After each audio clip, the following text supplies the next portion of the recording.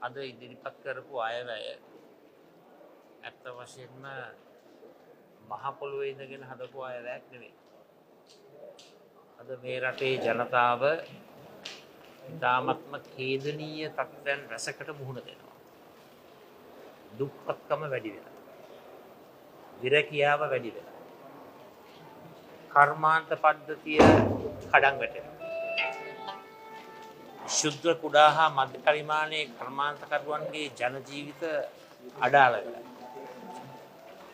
අපේ රටේ දළදේශීය නිෂ්පාදිතයට 50%ක දායකත්වයක් ලබා දෙන ශුද්ධ කුඩා හා මධ්‍ය පරිමාණයේ කර්මාන්තකරුවන් රැකබලා ගන්නට බැරි ආණ්ඩුවක්. ගොවියගේ ප්‍රශ්න වලට විසඳුම් නැහැ. දීවර කම්කරු ස්වයං රැකියාලාභීන්ගේ ප්‍රශ්න වලට කිසිම උත්තරයක් නැහැ. විරැකියාවේ සිටින උපාධිධාරීන්ට එදා ඡන්දේ ගන්නකොට කිව්ව රැකියාව ටික ලබා දෙනවා. අද වෙනත් ක්‍රමවේදයක් යෝජනා කරනවා. මේ හැම අතකින්ම මේ අයවැය තමන්ගේ සුපුරුදු ගමන ක්‍රියාත්මක කරන අයවැය. කොහොම හරි උත්සාහ කරන්නේ පචයෙන් වැජෙන්න. බොරුවෙන්, මංමුලාවෙන්, ඇන්දවීමෙන් ජනතාව රැවට්ටීමෙන් තමන්ගේ පැවැත්ම ඉදිරියට ගෙන යන අයවැය. ඒ වගේම අපිට දැනගන්නට ලැබුණා ජනාධිපතිවරයාගේ කතාවේදී දැන් රට ගොඩනගන්නට නීති රාමුවක් නිර්මාණය කරලා තිබෙනවා. මේ නීති රාමුවට අනුව කටයුතු කරනවා කියලා. ඒතර මේ නීති රාමුව තුල අද වෙනකොට තමන්ට සම්බන්ධකම් තිබෙන අය කුඩු ජාවාරමට අහුවෙලා තිබෙනවා කියන කාරණාව කියනකොට පොලිස්පතිවරයා චක්‍රලේඛ නිකුත් කරනවා. දැන් තොරතුරු එළියට දෙන්න බෑ. ඡායාරූප ගන්නට බෑ. එදා ග්‍රෑම් 100ක මත්ද්‍රව්‍ය අහුණාම සම්පූර්ණයෙන්ම ක්‍රියාත්මක කරේ සංදර්ශක. සම්පූර්ණයෙන්ම මාධ්‍ය තුල ලොකු නාට්‍යයක් නිර්මාණය කරා. හැබැයි තමන්ගේ පක්ෂයට රජයට සම්බන්ධ අය කුඩු ජාවාරමේ නිරත වෙලා තිබෙනවා කියනකොට මේ මගේ අතේ තියෙනවා පොලිස්පතිවරයා යවනවා චක්‍රලේඛ.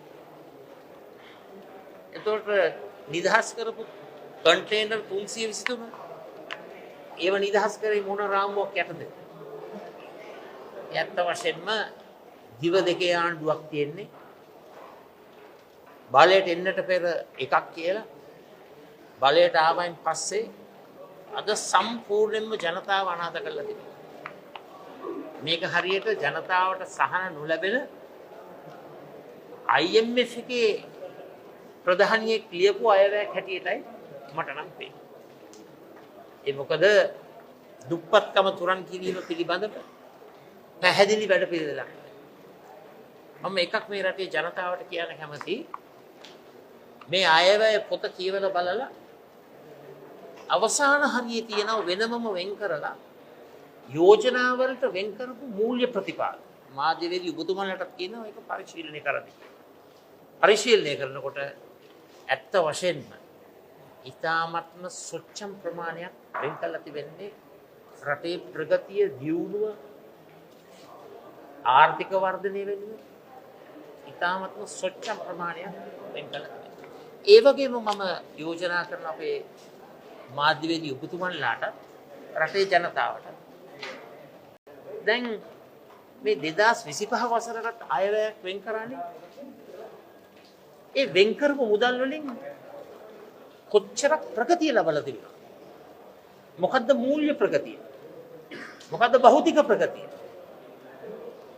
මේ 2026 අයවැය කතාවට පෙර මම ප්‍රශ්නයක් යොමු කරා. ඒ ප්‍රශ්නෙට උත්තර දෙන්නට බැරි වුණා.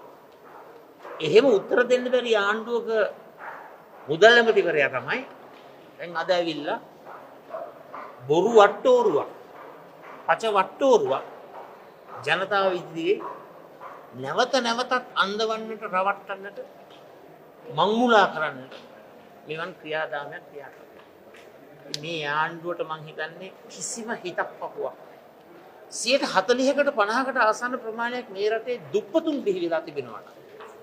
ඒ දුප්පත්කමට විසඳුමක් ලබා දෙන්නට බැරි නම් මේ ආණ්ඩුව කිසිම සංවේදී භාවයක් නැති ආණ්ඩුව. බඩු මිල අඩු කරන්නට බැරි ආණ්ඩුව. එදිනෙදා වේල් තුන පිරිමහ ගන්නට බැරි දසලක්ෂ සංඛ්‍යාත මේ රටේ ජනතාව මහපාරේ සිටින මොහොතේ ඇයි මේ ආණ්ඩුවට හිතෙන්නේ නැත්තේ යම් කිසි වැඩ පිළිවෙලක් ක්‍රමානුකූලව ඉදිරිපත් කරන්න. ඇයි මෙහෙම බොරු කරන්නේ? ඇයි මෙහෙම ජනතාව රවට්ටන්නේ? ඇයි මෙහෙම IMF එකට කඩේ යන්නේ? ඇයි IMF එකේ රූපඩයක් බවට පත් වෙලා තියෙන්නේ?